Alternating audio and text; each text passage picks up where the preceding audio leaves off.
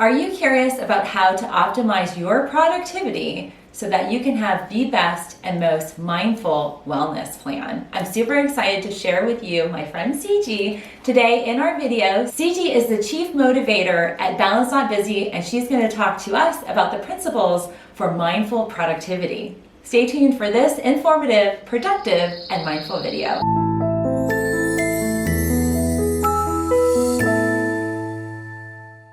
Welcome everybody! If you are joining for the first time, I'm Dr. Melissa Gallagher, and this is my friend Ciji Townsend.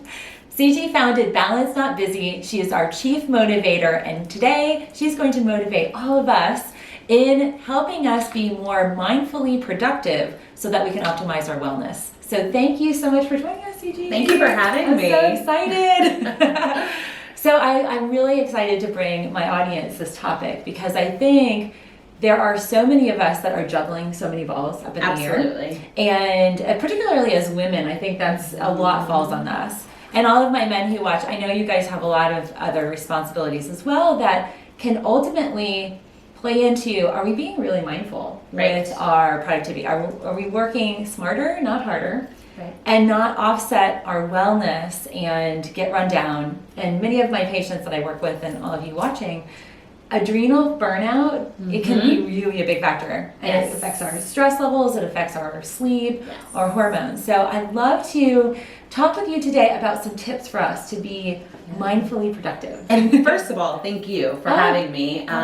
You know, Balance Not Busy is a special space to be in. And, you know, for me, when I think about mindful productivity, the very first thing I think about is managing your energy and not your time. Oh, that's good. I think that is so important. We focus so much on the things that we have to get done within a set amount of time versus thinking about being versus doing. That's you know, right. we have to think about it from a space of we're human and we're actually not designed to do all the things at the same time. So that's where you first have to start. Noteworthy. You know? Let's just start there before we even get into, you know, the practice of mindfulness and how to apply that to increasing productivity and things like that. And then once we've gotten over that hurdle and we start to think, okay, I need to manage my energy, that's when I start to tell people, you know, time is a resource that is not renewable. You have a set amount of hours in your day. You have 86,400 seconds in your day. It's the same amount of time as Beyonce. And we all have to think about it in a way that says, hey, you know what? If I focus on the things that I need to do and I have a big ta-da moment at the end versus thinking about all the things on my to-do list that I did not accomplish, then I'll actually be in a better space. Yeah. You know, I'll focus on being present, break up with multitasking, and actually work on the things that I need to do right away. So here's your takeaways. Make sure you're jotting these down. You know, break up. No more multitasking. Number one. Focus on the mindfulness part of being present, the art of the practice. Work on the things that you need to do first in your power hours. If your power hours are in the morning, knock out those things first thing. Now, if your power hours are in the evening, focus on the lighter things in the morning, and then as you move into the latter part of your day, start to hit the hardcore things. It's really up to you. You know, the second thing that I would say is discipline. We worry a lot about keeping up with everyone else, making sure that, you know, I'm super mom, I've accomplished this in a day, I've raised a whole human, I've done a lot of different things. But the reality is that if you're focusing on your discipline, then you're not worried about the outside forces around you. That's great. You're 110% worried about what you need to do. And a lot of times that's when we lose focus of ourselves and the self-care aspect of this because we're worried about so many other people. And being caregivers to so many other people. FOMO too. Yes. Right? Oh my FOMO. Goodness. Y'all, here's another note. No more FOMO. Let's move into JOMO, joy of missing out. And being 110% content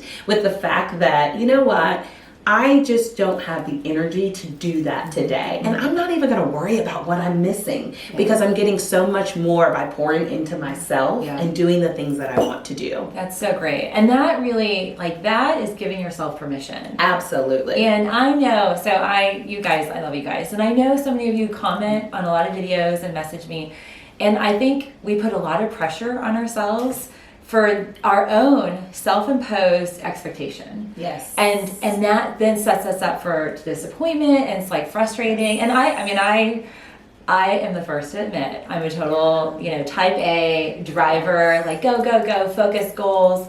But giving yourself permission to actually say no. Absolutely. On some things that are not serving you, but also not mindfully aligning with your productivity plan. Right. Yeah. What I like to say is no more pressure, give me all the peace.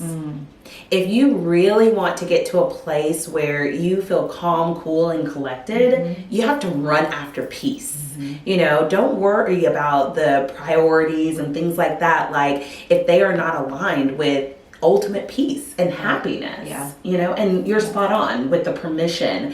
That's another part of it. We really just have to be okay with it. Like, we have to give ourselves grace when we feel like we're not getting the things that we need to get done.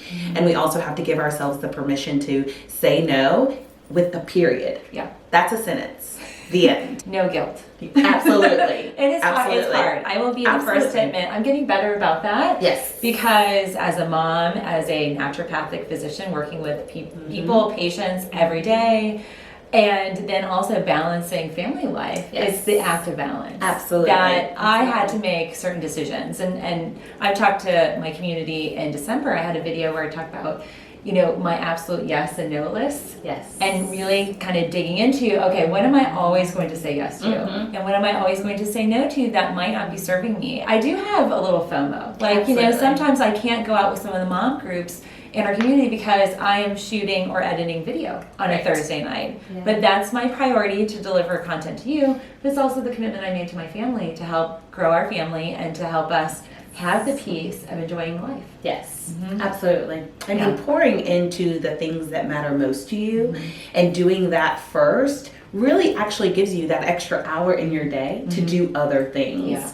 It's when we worry so much about the inability to get it done, and you are wasting so much energy on the worry, just embracing that moment, adjusting your flow, and allowing yourself the space and the time to do what you need to do. That's so great. And I want to tell everybody that you are a bar fitness instructor. Absolutely. Do you feel like that? And I know you're balancing a lot. So can you tell everybody how you kind of got started on balance, not busy? What were the motivating factors for you? Well, about 5 years ago, I was just in a really crazy space, like in life in general. I was working an aggressive job that was really nonstop. I mean, I was in the event industry, and so you'd work all week planning for the events, and then on the weekends you actually did the events. So it was a 7 day a week type of role. And then I was also really involved in the community. I was serving in leadership, in organizations. I was on boards. I was just really immersed in making the world a better place. No big deal. And then I also was working out and making time for family, making time for friends. So I had just this really colorful life where a lot of things were happening. And when people would ask me, how are you doing and how are you doing at all, I would simply say, I feel balanced. I don't feel like I'm glorifying busy. The things that fill my plate are not things that feel weighted or anything like that. But one thing that I did notice was that I was on the brink of burnout. I was like 2 steps away from just this explosion of, oh my gosh, like she is about to just kind of lose it here. And I realized that despite the fact that I was telling people that I didn't internalize the balance. I didn't internalize that I truly felt like I wasn't busy. And that began the journey of figuring it out. What are the things that I have to do? So that built this business basically of what do people need to know to feel inspired and empowered and encouraged to embrace balance, and how do we move away from a space of this dedicated work-life balance to work as a part of your life. And if you take the time to really say, I can do work and I can do life, and not separate them and try to find this equilibrium, then you're moving into a place where you're living a balanced life. That's so great. It's such a great message, and I'm just so excited to have you join our community. And we are going to be digging into 2 more topics as well, which are going to be great. So I have a question. As for wellness practices, do you have any tips for folks that might be finding a hard balance between implementing some of the New Year's resolutions that are like totally new kind of endeavors for them. And I know many of you are out there, and I want to applaud you for sticking to your New Year's resolutions for health and wellness. But I know this is probably at the point where they're feeling a little bit of a stretch. Right. So what tip do you have for them to be mindfully productive, to help them create more of that balance and that focused energy? So a couple of things that I would recommend that you do. Number one, start with a big brain dump. First thing in the morning, or if you're an evening person, do it right before you go to bed. Get everything out of your head. Because once it's out of your head, you give the space to actually process and make sound decisions and think about it. And one thing that I know to be true is that when we keep all of this information in our head, it's kind of like that saying that I have 4,000 tabs open on my internet browser. I have no idea where the music is coming from. I mean, you just, it doesn't allow the ability to think, right? And so when I think about wellness and space and things of that nature and being productive, you need to clear your mind. Number one, brain dump. Get it all out, make the list, make it plain, color code, do whatever you have to do. Just get it out. So it's like the Marie Kondo of the brain. Yes. Like just totally clear it out. Spark joy in your thoughts. Yes, absolutely. The second thing that I would say that you need to do is throughout your day, give yourself breaks. Oh, that's good. Give yourself a 10-minute creative break, from whatever you're doing. So if you are going from meeting to meeting at work, right? Build in buffers and space so that you can actually just clear your mind and then get back into it. One thing that a lot of times people will make these long, New Year's resolutions where they're like, I'm going to accomplish this and I'm going to accomplish that by such and such date.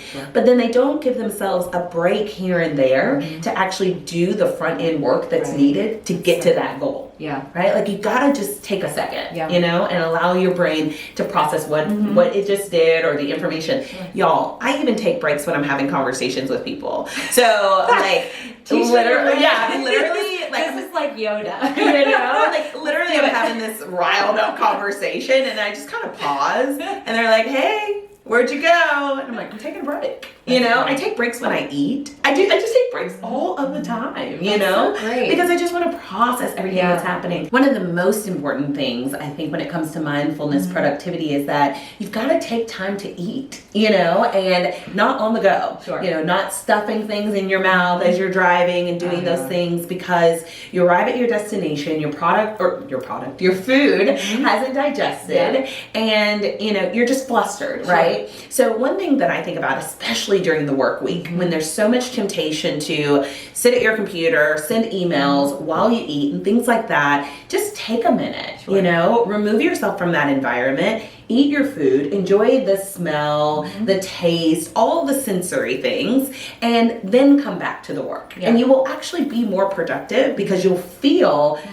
refreshed and, I've had a chance to pour in, give myself the appropriate nutrients, and now I can finish my work day. Yeah. Well, and with that, there's actual research that shows that if you don't actively and mentally, so it's that whole break thing, you take a break from your work, but you literally focus your energy on the act of eating. Right. There is hardwiring. So there are neurotransmitter pathways that connect with the act of eating, from savoring it and chewing a lot of times, because chewing is very important, chewing and then swallowing it and enjoying the taste and smelling and all of the senses around eating.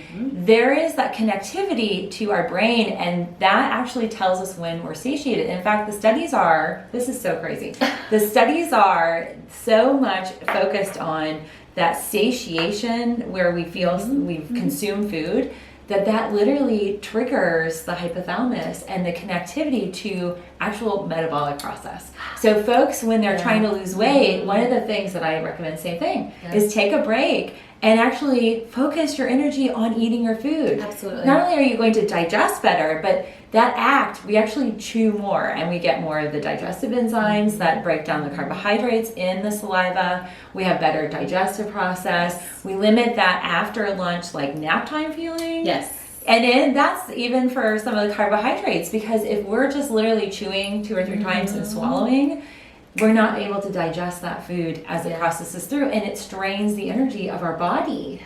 And the break too. I think it's so key. I love that. I love that recommendation, because that it's so important. Absolutely. We've gotten away from that. We've got definitely lunchtime and even dinner time with families. Oh, yeah. Disconnect. Yeah. Just enjoy your dinner. Yeah. Yeah. Yeah. Yeah. And in fact, how many of you have memories around family time and eating food that if you smell and even think of that memory, you instantly go to all of the senses? Yes. When we don't take time out, we're not getting this Absolutely. sensation. We're also depriving our children Yeah. of that special memory. You know, we're so overprogrammed and overscheduled that they're not even getting that same like special magical family moment that we had when we were kids. Yes, and that cuts down on your productivity. Absolutely. Oh my gosh, Absolutely. I'm so excited to have you join us today. Thank so you. friends, I'm so excited to connect you with Ciji. So Ciji, what are the best ways for folks to follow you and to be inspired and motivated by your message?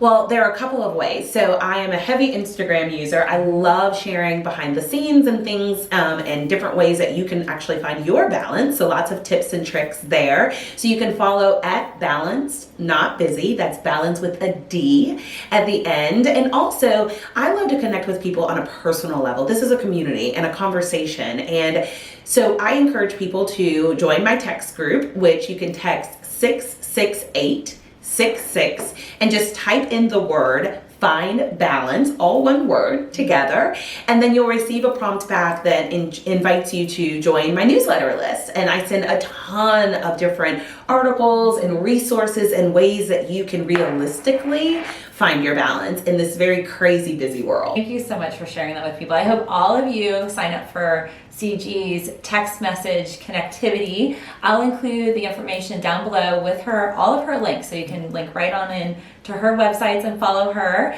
So my question to you, friends, out of our conversation today, what tips have you found most impactful that you're going to implement today? Please comment down below. As always, I'm grateful for our engagement and connecting with each of you. It's been so great, Ciji. It's been awesome. Thank you. All right, friends, thanks again for tuning in, and stay tuned. We will be hosting our next video with Ciji very soon. So you'll see that video in the next few weeks. Have a great day, everybody. Bye.